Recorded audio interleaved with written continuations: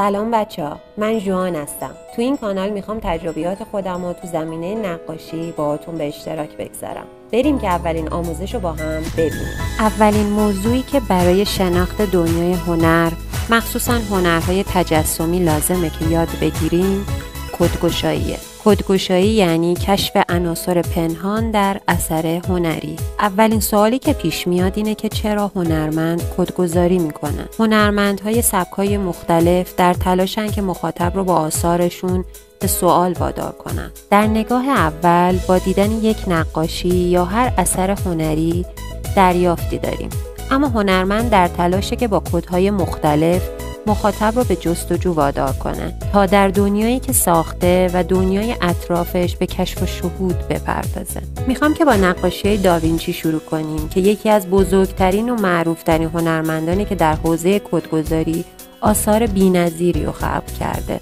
معروفترین نقاشی داوینچی یعنی مونالیزا یا همون لبخند ژکوند خودمون پر رمز و رازترین اثر داوینچیه.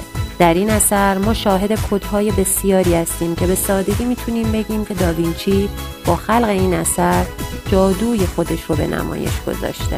داوینچی در این حال که یک نقاشی رو خلق میکنه، در واقع یک اثر با مجموعی از کدهای ریاضی رو هم میسازه.